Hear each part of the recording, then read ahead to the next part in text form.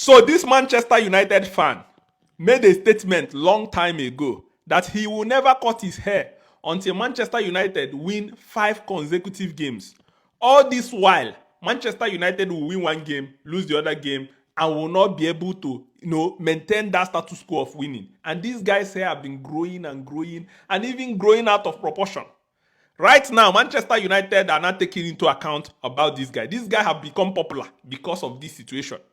Diogo Dalot is now making a statement that he hopes that the players of Manchester United can help this guy to cut his hair. Manchester United have won 2 games back to back. They won the game against Sunderland. They won the game against Liverpool. Now, the 3 next games is against Brighton, against Forest, and against Tottenham Hotspur. They need to win these 3 games so that this great Manchester United fan will go and cut his hair. If they lose any of this game, then this guy will keep on waiting for the next 5 games. Look at the hair. The hair is already so much.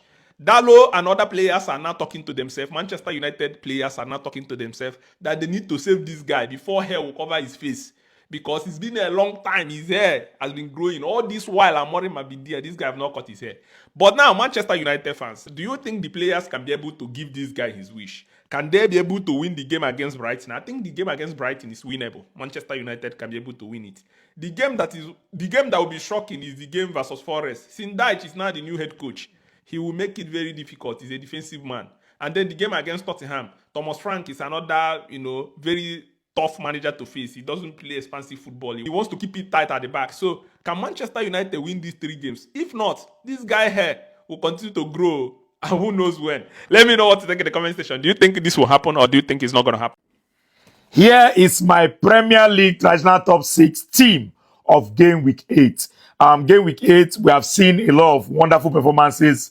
I think the best of them all was watching Manchester United defeat Liverpool at Anfield against all odds. So, well done to Manchester United. Let's go straight into the team. In goalkeeping, it is Laments.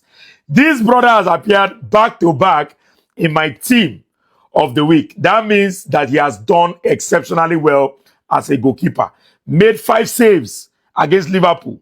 Once again, brilliant in goal. So well done to Laments for being, a wonderful goalkeeper.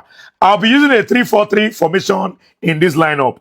In my defense, it's going to be Acheampong, Gabriel, and Maguire. These 3 defenders were incredible and they stood out for me, in this game week. Acheampong scored a goal for Chelsea. He started the goal scoring, for Chelsea. Wonderful performance also in defense. He kept a clean sheet for Chelsea, so he has to be in this team.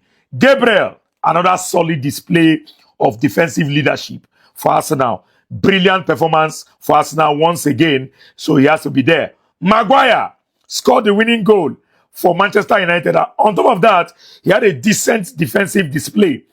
Maguire has been very, very consistent, especially ever since that captain band was removed from him. Maguire has been very, very good. He has been doing very well as a defender. And every time he comes into the team, he contributes defensively or in attack. So well done to Maguire.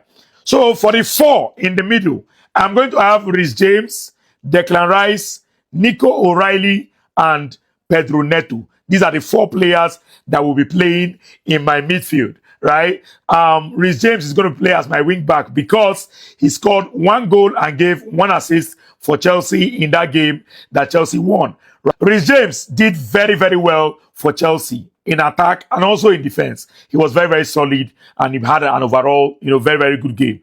Declan Rice, once again, showing that, midfield leadership for Arsenal, helping to control the midfield and also helping to protect the defense. He did a very, very good job for Arsenal in that game. Nico O'Reilly is gradually growing into me. He's becoming a player that I'm truly, truly enjoying watching at Manchester City.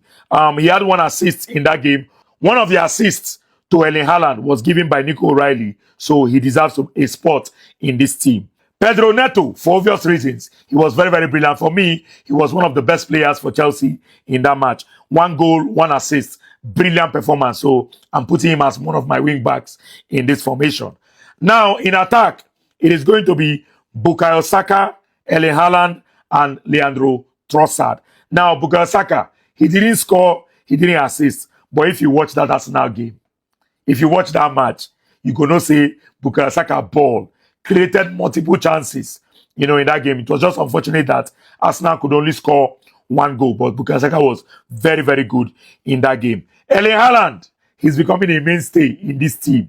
Every week, you must see Haaland here because he continues to score, continues to carry Manchester City on his back, and another 2 goals for him again in this match. So well done to Haaland.